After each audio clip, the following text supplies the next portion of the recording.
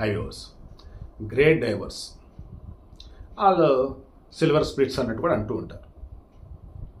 పెళ్ళైన 25 సంవత్సరాలతో విడిపోవటం అన్నట్టు, లేదు గ్రేట్ డైవర్స్ అన్నప్పుడు 50 సంవత్సరాల తర్వాత విడిపోతాం అన్నట్టు.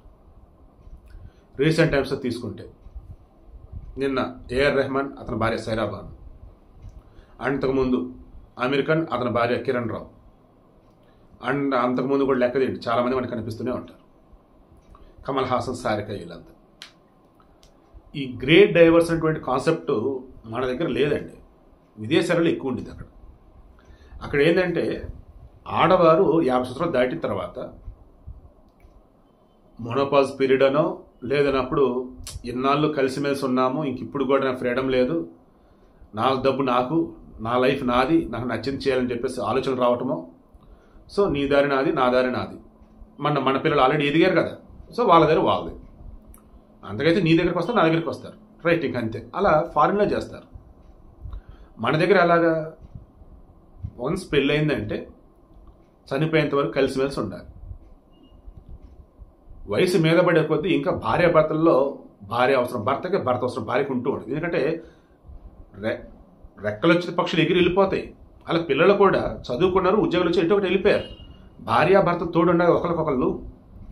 ఇక్కడ మరల ఈ ఫెమినిజం బ్యాచ్తో కొంతమంది మగాడు వచ్చేసి ఇన్నాళ్ళు నీ కుటుంబానికే అంతా చేసిన లైఫ్ అంతా ఇప్పటి నుంచి నాది నేను చూసుకొని చెప్పేసి వాడు, ఇలా ఆడ మగ ఏమవుతానంటే తెలిసి తెలియకుండానే వెస్ట్రన్ కల్చర్ని అడాప్ట్ చేసేసుకుంటున్నారు. దానివల్ల ఈ గ్రేట్ డైవర్స్ పెరుగుతూ ఉన్నాయి. ఇప్పుడు ఆ లిస్టులోకే అభిషేక్ బచ్చన్, ఐశ్వర్య రాయ్ వచ్చారని చెప్పేసి అంటున్నారు. ఎందుకు? మొన్న ఐశ్వర్య రాయ్ బర్త్డే అప్పుడు విషెస్ చేశాడు ఏదో మనకు ఐడియా లేదు, కానీ ఇప్పుడు వాళ్ళ కూతురు బర్త్డే ఐ థింక్ దుబాయ్లోనే వేరే చోట చేశారు. అక్కడ అభిషేక్ బచ్చన్ లేడు, అండ్ ఐశ్వర్య కూతురు ఉన్నారు, అండ్ వాళ్ళ బంధువులు ఉన్నారు. రీసెంట్ టైమ్స్ కూడా మన అనంతమ్మని పెళ్ళప్పుడు కూడా అమితాబ్ బచ్చన్తో పాటు వాళ్ళ ఫ్యామిలీతో పాటు అభిషేక్ బచ్చన్ వచ్చాడు. బట్ ఐశ్వర్య పాప విడిగా వచ్చారు. అండ్ రీసెంట్గా చాలా చోట్ల కూడా అమ్మ కూతురు కనిపిస్తున్నారు. అమితాబ్ బచ్చన్, అభిషేక్ బచ్చన్ వీళ్ళ ఫ్యామిలీ వెళ్తూ ఉండటంలా, పోనీ విడివిడిగా ఉన్నారని అనుకున్నా ఎప్పటికప్పుడు రూమర్స్ ఏమంటే డైవర్స్ అని. అదేమంటే నిమ్రత్ కౌర్ అని చెప్పేసి ఆమెతో రిలేషన్లో ఉన్నాడు, ఆల్రెడీ ఆమెకి ప్రెగ్నెంట్ కూడా, త్వరలో బిడ్డ కూడా పుట్టడం, అదొక రూమర్.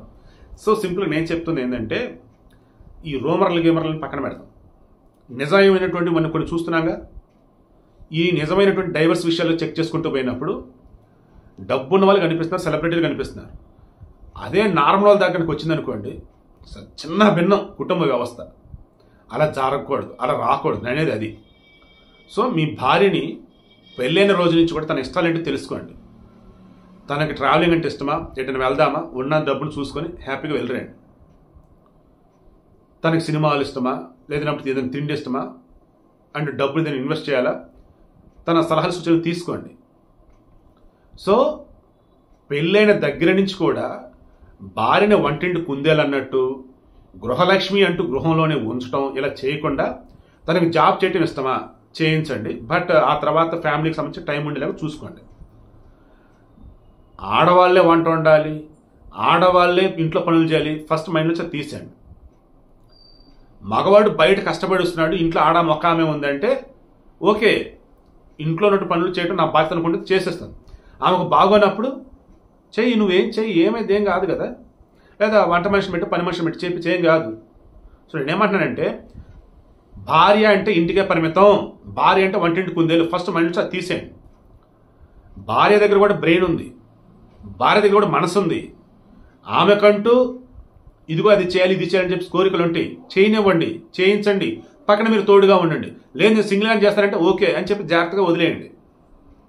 అంతేగాని బంధించినట్టుగా ఉంచినారంటే ఈ గ్రేట్ డైవర్స్లో అత్యధికంగా ఆడవాళ్ళు అడుగుతున్నారు. నిన్న ఏఆర్ రెహమాన్ విషయంలో వాళ్ళ ఆవిడ సైరా భాను క్లియర్గా ఆమె లాయర్ చెప్పింది కూడా ఇదే, వందనాశాన ఇవి ఆమె చెప్పింది కూడా ఇదే.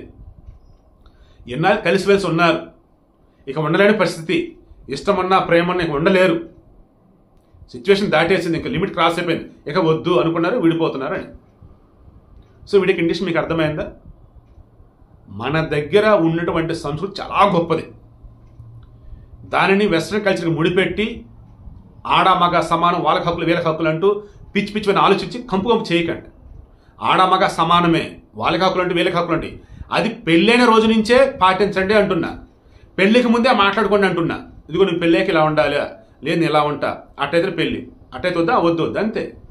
పెళ్ళయ్యాక కాంప్రమైజ్ అవుతూ లైఫ్ సాక్రిఫైస్ చేసుకుంటూ పోతే ఈ గ్రేట్ డైవర్స్ బ్యాచ్లో ఇండియా గనక ఇన్వాల్వ్ అయింది అంటే ఓరు బాబు కుప్పలు ఇంకా కాపురాలు కుటుంబాలు కూలిపోతాయి ఇంకా. సో ఆ రోజు రాకూడదని కోరుకుంటున్నా. పెళ్ళైన తర్వాత కలిసి మెలిసి బతకండి, జీవితాంతం తోడుగా ఉండండి. ప్రాణం పొయ్యాకే విడిపోయినట్టు అనుకోండి. ప్రాణం పోయిన తర్వాత మీ జ్ఞాపకాలతో మీ భార్య బతకాలి, మీ జ్ఞాపకాలతో మీ భర్త బతకాలి. ఆ రకంగా గొప్పగా సంతోషంగా ఉండాలని నేను కోరుకుంటూ ఉన్నాను.